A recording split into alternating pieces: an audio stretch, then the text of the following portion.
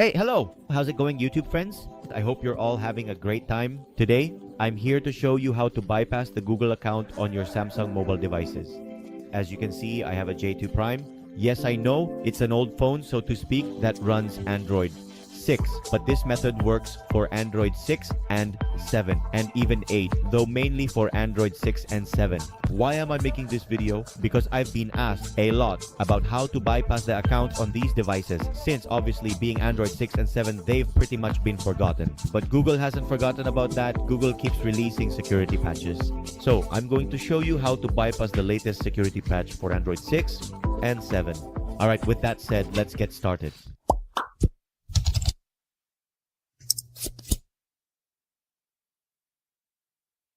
Alright friends, before we start, don't forget to give me your powerful like, and if this method doesn't work for you, leave a comment down below letting me know what phone you have and which version of Android you're using so I can make another video to help you, okay? Alright, here we are with our J2 Prime.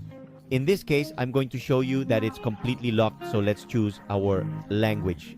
And as you can see, a message automatically pops up saying an unauthorized attempt was made to reset your phone, okay? In short, you're locked out by a Wi-Fi network. Let's do this. Let's connect to a Wi-Fi network. Once we've connected to our Wi-Fi network, and you can connect to whichever one you want, your neighbors, whichever. I don't recommend doing this with mobile data since it's a bit slower. Once connected to the network, we're going to tap Next. Let's tap on Terms and Conditions. Scroll all the way down to tap Accept. We accept the terms and conditions, and a little screen will pop up saying Updating and Checking 𝗖𝗢𝗡𝗧𝗔𝗥𝗠𝗘. Okay, we'll wait until we get the message telling us that we need to enter. As you can see here, it tells us to enter our email. It doesn't let us tap next. It doesn't let us do anything. So what are we going to do? We're going to go back all the way back to the beginning, okay? Back all the way until it asks us to choose a language. Once we're here, pay close attention. We're going to activate TalkBack, okay? All right, here it's asking me for a permission, so we're going to tap Accept. And the boss report said, let's activate TalkBack. For phones with a home button, press it 3 times quickly to activate TalkBack. If your phone doesn't have a home button, you can activate TalkBack by pressing the volume up and volume down buttons at the same time, or by holding 2 fingers on the top part of the screen for 10 seconds, okay? Once TalkBack is activated by pressing 3 times, it tells us that TalkBack has been activated, blah blah blah. We have to wait until the lady finishes speaking and sends us to a menu. As you can see here, it says TalkBack tutorial. We're going to make a gesture on our screen. We're going to draw an L, like the letter L. A menu will open for us, and we're going to go to where it says text-to-speech settings. We tap once and then double tap on the screen to select OK. This pronunciation text adjustment menu will open for us. We're going to tap where it says Google Text-to-Speech Engine. Tap once and then double tap.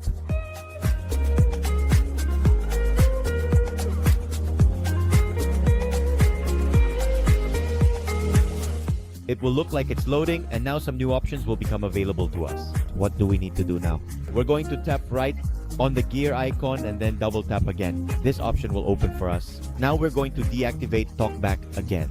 We're going to press the middle button 3 times. You can deactivate it just the same way you activated it, okay? Either by pressing volume up and volume down, or 2 buttons on the screen, or 2 fingers on the screen. Let's look for where it says install voice data and go into it. Once inside, several languages will appear, but we're going to go to the top and select where it says options. In options, we're going to go exactly to where it says feedback. 𝗖𝗢𝗡𝗧𝗔𝗥𝗠𝗘.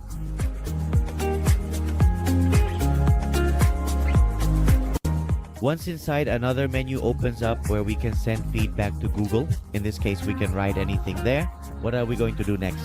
We're going to write whatever crazy thing you want. Once you've written it, we're going to select it, tap on the 3 dots, and then choose where it says support or help.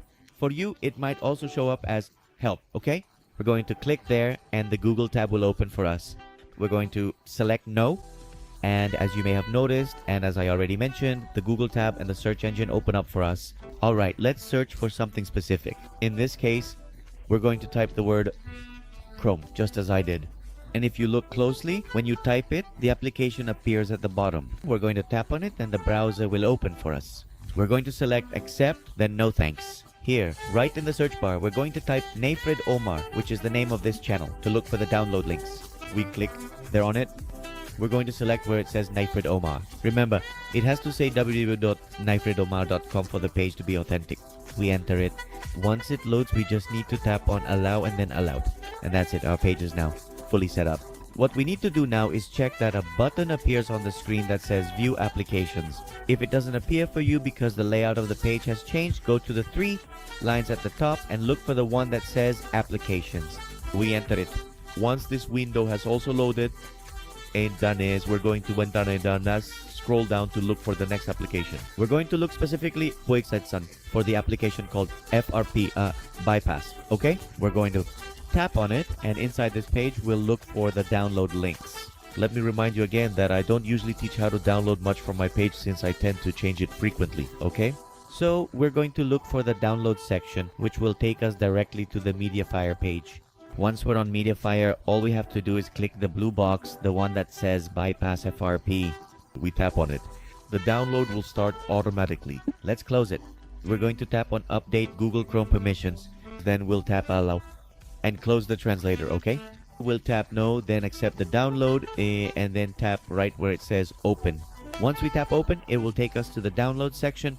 In this case, the 𝗤𝗢𝗡 bypass app appears here. We're going to tap on it. It says installation blocked. We're going to tap where it says settings. We'll go to where it says unknown sources and activate it with a tap. We deactivate it, a warning pops up, we tap accept, and then as you can see, it now lets us install. We tap install and wait for the app to finish installing. Once the app is installed, we tap open. And if you get this error saying it has stopped, it's easy. We're going to tap accept, go back directly, and then go to the top of the browser again. Type in 𝗖𝗢𝗡𝗧𝗔𝗥𝗠𝗘 once more, and select the one that says www.𝗖𝗢𝗡𝗧𝗔𝗥𝗠𝗘. So exactly the first one. Once the page loads, we're going to go back to applications. Remember, 3 dots and then applications. Then after this, we're going to scroll down and look for the one that says Play Services, okay? Or Google Services, which I sometimes change. And likewise, here you need to look for the download links since my website tends to change. You just need to install the application as usual or find the download, which will take you again to the MediaFire page.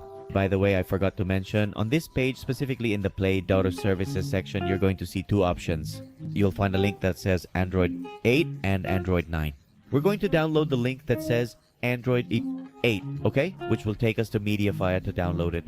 Once we're on MediaFire, we're going to click on it and the download will start. We're going to click on Close Translator, then click Accept, and once it's downloaded, we'll click Open. Once it's open, the download links will appear. 𝗤𝗢𝗡𝗧𝗔𝗥𝗠𝗘. We're going to select the first one, the one that says Google account, say, and tap on it. If it says that the installation is blocked, we'll go to settings and again, enable unknown sources. We check allow just this once and then click accept. Now we're going to click install. We wait until it finishes installing.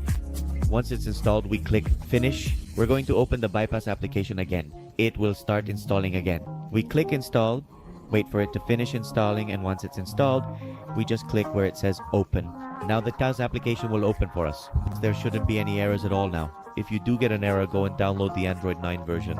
Let's look at the 3 dots at the top and select where it says browser access. Tap on it, accept the policies, and a page will open where we can enter an email address. Here we're going to enter any Gmail address. Obviously, you need to know its password. It can be your own or one you create. In my case, guys, I have a test email that I'm going to use here, which is 𝗖𝗢𝗡𝗧𝗔𝗥𝗠𝗘@gmail.com, okay? Once we've entered our email, we'll click next and enter the corresponding password. Once you've entered the password, just click where it says next and it will look like it's logging in, okay? This window will close and that's it. With that, almost everything will be ready. Now all that's left is to go back. And once we're here, right in Google, we're going to do one last search. We're going to type 𝗤𝗢𝗡𝗧𝗔𝗥𝗠𝗘, just like we did before. But this time, we're going to click on the link that says applications. A new interface will open up for us, okay? And now with this interface open, we're going to press the power button to turn off the device BIOS and then select my restart, okay? We're going to wait until our phone restarts.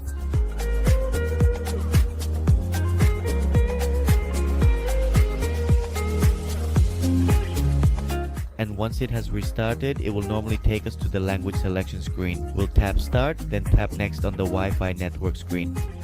This is very important. Make sure we're connected to the network. We'll tap next. We accept the terms and conditions. Let's wait for the connection verification.